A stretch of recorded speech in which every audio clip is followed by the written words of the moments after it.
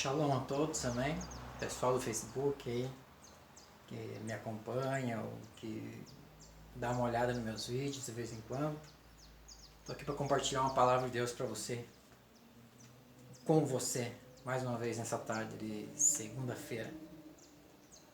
Eu compartilhei com você na semana passada, falando a respeito da vida pós-morte, da ressurreição dos mortos, que é a base da fé cristã. Sem isso não existe fé cristã.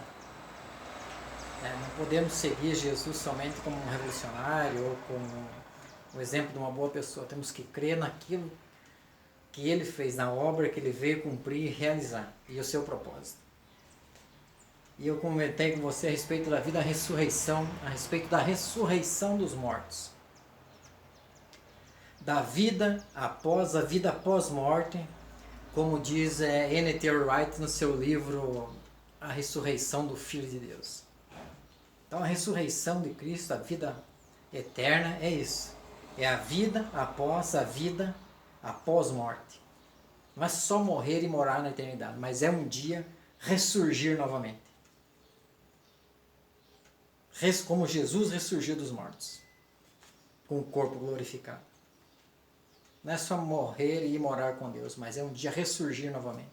A palavra ressurreição, um dos significados dessa palavra é isso, é ressurgir um dia novamente, aparecer novamente. E é isso que a Escritura diz, é isso que o Senhor Jesus veio fazer por nós. Mas tem mais uma palavra importantíssima, uma doutrina importantíssima para nós sabermos a respeito da palavra do Senhor, a respeito do Senhor Jesus. Tem mais uma coisa. Sabe o que é? É o arrebatamento, que é uma palavra muito falada nesses dias, principalmente em algumas denominações pentecostais, neopentecostais, desses últimos tempos. É a respeito do arrebatamento, ou da parousia, ou do harpazo. Então, da onde surgiu esse texto? Porque tem uma coisa bem extraordinária nas Escrituras Sagradas, para nós entendermos da onde surgiu essa doutrina. Se aonde que o apóstolo Paulo,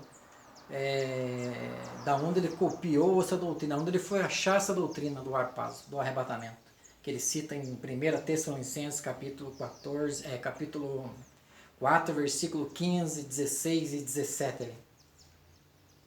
Quando ele fala para nós termos esperança a respeito dos mortos, da ressurreição dos mortos e do retorno do Mashiach. Da onde ele tirou esse texto? Da onde ele tirou? Então a palavra de Deus ela é extraordinária porque ela nos ensina tudo. Ela nos ensina tudo. Tem um conselho rabínico que diz que se você quer saber alguma coisa, vá na Torá. Vá na Torá. Muitos ignoram a Torá, diz que a palavra do Eterno já não tem mais valor. A Torá, o Antigo Testamento não vale mais. De onde que surgiu essas doutrinas do Novo Testamento? Será que é do pensamento, simplesmente da mente dos apóstolos de Cristo, dos que escreveram as epístolas? Paulo, Pedro, João, Tiago, Judas. Será que saiu da mente deles? Não tinha na Escritura? Eles não liam as Escrituras Sagradas? Se quando eles surgiram, até muito tempo depois, a única Escritura que eles tinham era o Taná, era o Antigo Testamento? Então é algo extraordinário que nós precisamos aprender. Então uma das coisas extraordinárias para nós entendermos a palavra de Deus é que lá no livro de Gênesis, no capítulo 3, versículo 15, quando Deus fala que a serpente, que o homem um dia viria e pisaria a cabeça da serpente, e a serpente ele feriria o calcanhar, quando Deus fala lhe ferir a cabeça, é destruir todo o seu sofisma, o seu poder, a sua autoridade, o seu engano, a sua mentira. E é para isso que a palavra do Senhor existe. Por isso que o Senhor nos deu o seu Espírito, como o próprio Senhor Jesus disse, que o Espírito de Deus nos guia em toda a verdade. Então eu quero compartilhar com você essa palavra a respeito da parousia, do harpazo, do arrebatamento. Mas não simplesmente no que o apóstolo Paulo disse, mas se existe na Torá. Na Torá. Ela pode existir em toda a Escritura Sagrada, mas na Torá especificamente. Existe a doutrina na Torá? Deus falou para Moshe a respeito disso? Existe de forma explícita ou de forma implícita? Como as profecias, que às vezes não estão explícitas, mas estão de forma implícita, e nós acabamos estudando, interpretando a Escritura Sagrada e vemos que ela se cumpre. Que ela se cumpriu em Cristo e tantos outros vários acontecimentos que se cumprem de acordo com a palavra de Deus. Então, uma das coisas que o Senhor falou em Gênesis 3,15, que a semente da mulher, ela pisaria a cabeça da serpente e destruiria todo o seu sofisma, todo o seu poder, sua autoridade, como Colossenses diz que o Senhor Jesus destronou e expôs todo o principado e potestade e triunfou sobre eles. Então isso é algo extraordinário quando nós entendemos a palavra do Senhor. É algo maravilhoso para nós entendermos se existe. Porque as pessoas zombam desse texto e muitos não acreditam no arrebatamento também. Não acreditam que um dia, num abrir e piscar de olhos, nós seremos trasladados, sairemos desse mundo, os vivos. Os vivos. Porque a Escritura diz que aqueles que morreram no Senhor ressurgirão novamente. Porque já estão com o Senhor. Mas ressurgirão com o Senhor nos ares. E nós, os vivos, que estivermos vivos para a vinda do Senhor, teremos nossos corpos transformados e seremos trasladados para encontrar o Senhor nos ares, junto com os nossos irmãos, que ressurgirão dos mortos. Então é algo extraordinário. E uma das coisas que a palavra do Senhor vem derrubar por terra é o engano da serpente. Do engano, que a primeira coisa que ela falou, vocês não morrerão. E o homem acabou morrendo. Mas o Senhor Jesus veio para destruir esse sofisma da serpente. Então eu quero compartilhar com vocês. Porque muitos não acreditam na Escritura Sagrada. Que é uma blasfêmia. Que vem lá do Império Romano de mudar a doutrina de Cristo. Desde que Daniel já profetizou a respeito disso. O apóstolo Paulo falou a respeito disso. E a Bíblia diz que você não deve acrescentar nada na Escritura e nem tirar nada dela. Esse é o mandamento do Senhor. Então, lá em Gênesis, o Senhor já disse que o homem pisaria a cabeça da serpente.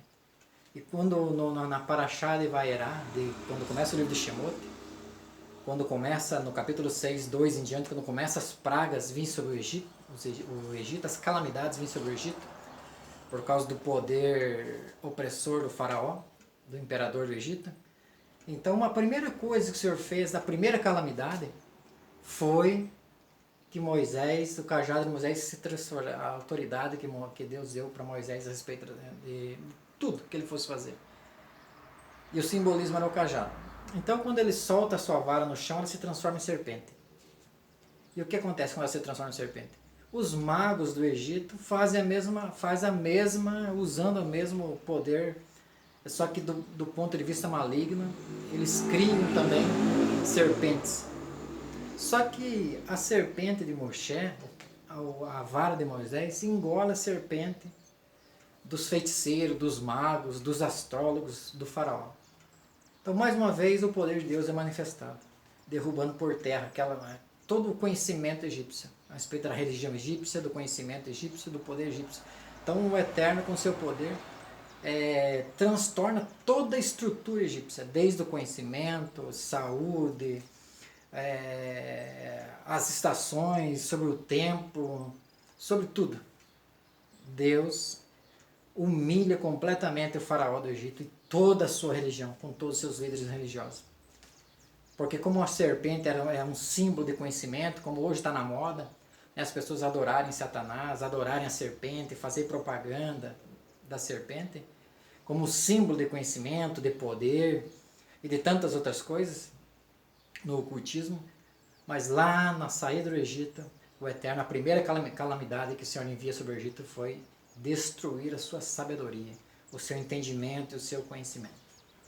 Destruindo as serpentes. A primeira coisa que Deus derrubou por terra foi o conhecimento egípcio. E a religião egípcia, a falsa religião.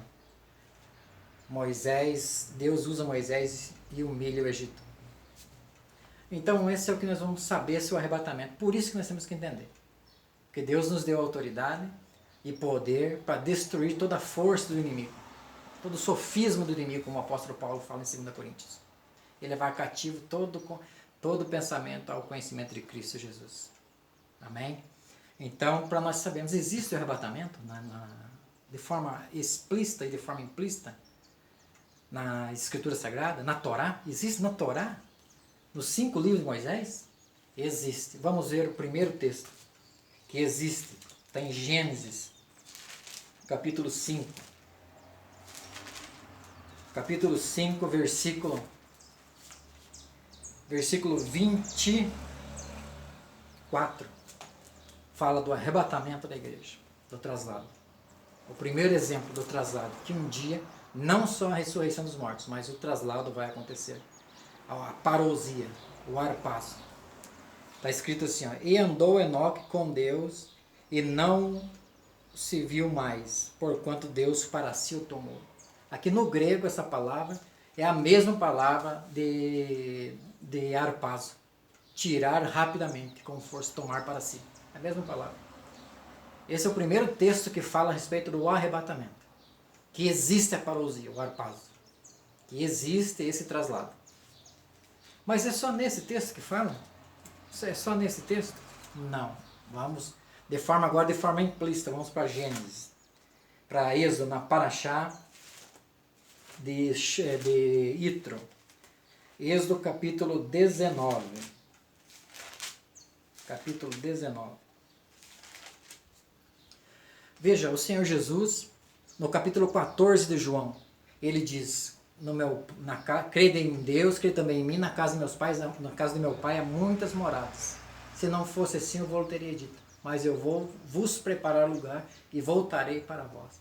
E nós sabemos pela Escritura Sagrada que Moshe era um símbolo, da mesma forma, um paralelo, né, a respeito de Cristo. Era um tipo de Cristo, na tipologia era um tipo de Cristo também no Antigo Testamento, ou na Torá, que Deus usou o libertador para libertar o povo do Egito. Vamos ver como que está explícito isso. A Torá fala que na última trombeta, no toque do shofar, então o anjo tocará o shofar e nós nos encontraremos com o Senhor nos ares, naquele grande dia, quando tocar a última trombeta. Vamos ver no livro de Êxodo, capítulo 19. Onde que fala sobre isso? Vamos ver. Está escrito assim, ó. Vou começar no versículo 13, para não ficar muito longa. Mas o contexto todo, se você ler, você vai entender. Está escrito assim: nenhuma mão tocará nele, porque certamente será apedrejado ou asseteado. Quer seja animal, quer seja homem, não viverá. Soando a buzina longamente, então subirão ao monte. Nós recuarmos um pouco, nós vamos ver que Deus manda Moisés santificar o povo primeiro, para depois eles subirem. Então, Moisés vem e Deus dá esse aviso. E então Moisés desceu do monte ao povo e santificou o povo, e lavaram suas vestes. E disse ao povo: estai prontos ao terceiro dia, e não vos acheguei a mulher. E aconteceu ao terceiro dia, ao amanhecer, que houve trovões e relâmpagos sobre o monte, e uma espessa nuvem, e um sonido de buzina muito forte, de maneira que estremeceu todo o povo que estava no arraial. E Moisés levou o povo para fora do arraial ao encontro de Deus, e puseram-se ao pé do monte. E todo o monte Sinai fumegava, porque o Senhor desceu sobre ele em fogo. E sua fumaça subiu como fumaça de um forno, e todo o monte tremia grandemente. E soando, e o sonido da buzina ia crescendo em grande maneira. Moisés falava e Deus lhe respondia em voz alta. Então nós vemos aqui, de forma implícita, a respeito do traslado, quando Moisés desce do monte, e o shofar toca e Moisés tira o povo para fora e leva o povo à presença de Deus. Está de forma implícita aqui o arrebatamento. Mas você fala assim, mas ele está faltando a aspersão do sangue, a justificação pelo sangue. Então nós vamos ver novamente, vamos para o capítulo, para a paraxá de Mishpatim, no capítulo 24. Mais uma vez, no capítulo 24.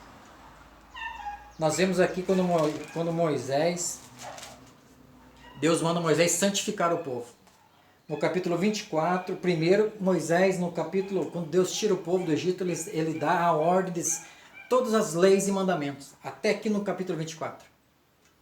Começando no capítulo 19 em diante, Deus dá o que o povo devia fazer e o que não devia fazer. Então o povo foi santificado e ouviu a palavra. E eles disseram, tudo que o Senhor disse, tudo que o Senhor disse, nós faremos e ouviremos. Então eles ouviram a mensagem e aceitaram a mensagem de Moshe Rabbeinu.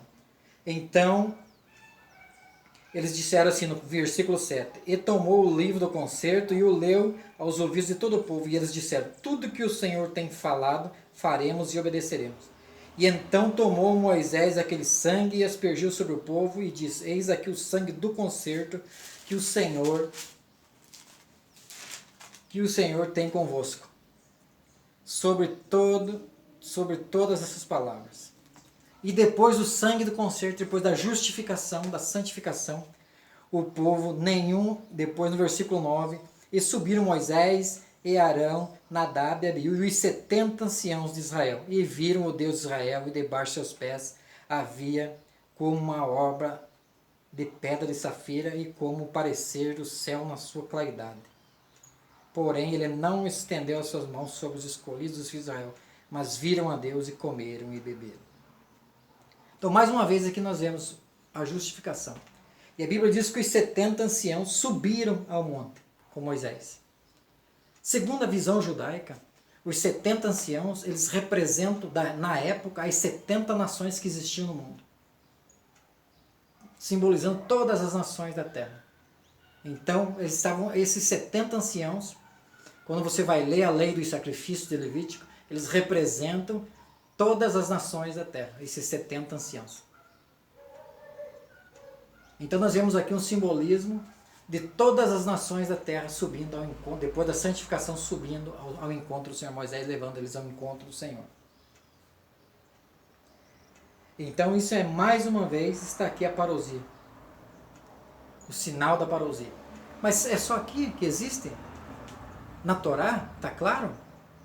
Claríssimo o simbolismo de forma implícita? Tá. Mas existe mais algum outro lugar no Antigo Testamento? Existe. A respeito de Elias Hanavi. Quando Elias Hanavi, no capítulo, ali em 2 Reis, no capítulo 2, vou ler com você. 2 Reis, capítulo 2.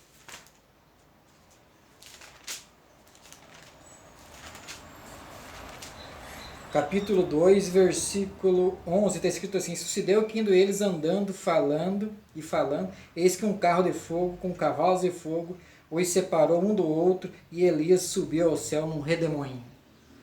Então essa palavra que subiu aos céus, no hebraico, é ser tirado num segundo.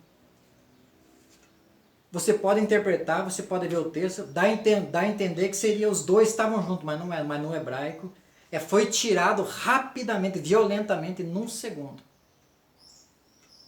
Está falando de tempo, a questão de tempo no hebraico. Esse texto de 2 Reis, capítulo 2, versículo 11, quando fala do arrebatamento de Eliyahu Hanavi.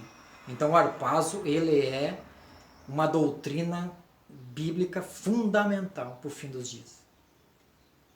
Se você duvida, tem essas duas coisas que você precisa acreditar. É a ressurreição dos mortos, que é a vida após morte. Que é o justo morre e vai para os céus como eterno, mas naquele grande dia de Cristo ele ressurgirá novamente. Para nunca mais morrer num corpo glorificado. Ressurgirá novamente. A Escritura diz que os justos ressurgirão. A palavra ressurreição do significado é ressurgir novamente. Onde outros verão a ressurreição. Para que vejam e creiam. Então a palavra de Deus deixa claro que o harpazo existe. Mas não existe em outros textos bíblicos existe. Vamos lá para o livro de Salmos, capítulo 18. Está escrito assim, quando Davi fugia do rei Saul. No capítulo 18, versículo 16, está escrito assim: enviou desde o alto e me tirou, e me tomou e tirou-me das muitas águas. Esse versículo do capítulo 18 e esse versículo 16 do capítulo 18 também fala a mesma coisa. Esse me tomou também, no grego, é a mesma palavra também, tomar de forma violenta. Tem o mesmo significado da palavra harpazo. tomar rapidamente de forma violenta. Quando o justo estava clamando. Então temos vários textos de forma explícita, claríssima, e de forma implícita, que o harpazo ele está na Escritura Sagrada. E vai acontecer. Não sabemos o tempo. Mas sabemos que está muito mais próximo do que nunca. Então isso é para você crer. E para você saber a verdade a respeito do arrebatamento. Não vou nem citar os textos do Novo Testamento. Porque eu sei que os apóstolos, toda a doutrina que eles tiveram, toda a revelação que eles tiraram daqui, da Torá. E de uma forma bem didática e clara, o Eterno deu sabedoria a eles, para eles exporem e detalhar os textos ali na Berita e Hadashah no Novo Testamento. Então o harpazo, a parousia, que é o fim dos dias, no fim, o retorno de Cristo, o aparecimento de Cristo, é o arrebatamento da igreja que existe. Da congregação do povo do Senhor como um todo. A igreja é uma palavra grega, mas no tempo de Jesus não existia igreja, existia kahal, kehilá. A palavra usada era hebraica, não era o grego. Então, depois que ficou o grego, eclésia, mas a palavra sempre foi kahal, kehilá, kenesete. Então, congregação, sempre foi isso. Então, quem mudou foi o Império Romano. Então, você precisa crer na palavra do Senhor. O arrebatamento ele existe. Então, o sofisma, Deus da serpente, Deus começa a destruir. Nas pragas do Egito, a primeira praga, a primeira calamidade, a primeira humilhação egípcia foi destruir a sua sabedoria, o seu conhecimento, a sua bruxaria, a sua feitiçaria. Caiu por terra. Porque os magos do egípcio não foram longe com sua mentira e com seu engano. Tanto que quando você lê a palavra de Deus, você vai ver que no hebraico, só para complementar, que no hebraico não existe a praga das moscas. Então você vai ver que tem 4 versículos no livro de Êxodo que não existem. Está no versículo, no capítulo 8, o versículo 19, o versículo 16 ao 19 não existe no hebraico. A praga das moscas são 4 versículos que não tem na Bíblia. No hebraico não existe. Eu não sei por que colocaram aqui, devemos perguntar para os mais eruditos. Mas não existe essa praga das moscas, não existe no texto hebraico. Então nós vamos vendo que o sofisma e o engano da serpente, dos falsos profetas egípcios, ele vai caindo por terra. Então o harpazo ele está no Antigo Testamento, na Torá todinha. Desde de Gênesis, nos 5 livros de Moisés, no livro dos Salmos, nós vamos ver nos escritos que existe o harpazo, o arrebatamento existe e está muito mais próximo do que nós podemos imaginar. Então creia nessas duas coisas. Nós temos muito o que fazer, nós temos uma vida para viver nesse mundo aqui ainda, mas não podemos esquecer da obra de Cristo, que é a ressurreição dos mortos. Por isso ele morreu na cruz do Calvário, para perdoar os teus e os meus pecados e nos transformar em novas criaturas, para que possamos crer no Evangelho, nas boas novas de salvação. Então Jesus, ele virá novamente. Não sabemos quando, mas sabemos que está muito mais próxima do que você possa imaginar. O arrebatamento, o traslado, a parousia, o harpazo, o rapto, como diz a palavra mais moderna. Ela existe. Então creia. A ressurreição dos mortos, a ressurreição, a vida da vida após morte, o ressurgimento dos santos naquele grande dia vai acontecer. E o traslado, o harpazo, a parousia, o arrebatamento, o rapto, ele também. Porque está claríssimo, tanto no Antigo Testamento quanto no Novo. Então que o Eterno te abençoe e te guarde. E saiba que a vinda do Mashiach está próxima. E eu convido a você a entregar a tua vida ao Senhor Jesus, confessar os teus pecados, que Ele pode te perdoar, transformar a tua vida e te dar a vida eterna. E você pode esperar Ele com esperança. Mesmo no mundo de caos e calamidade, Ele virá. E pode ter certeza disso. Amém? Então que o Eterno te abençoe e te guarde. Creia nessa palavra. Na paraxá dessa semana. Todo sofisma, todo engano, todo poder, toda estrutura egípcia, o Eterno está derrubando por terra. Todo o engano da serpente está caindo por terra. Por isso que ela está furiosa com o povo de Deus. Então que o Eterno te abençoe e te guarde. Amém? Que o Eterno faça resplandecer o seu rosto sobre ti e te dê a paz. Shalom. Que o Eterno te abençoe.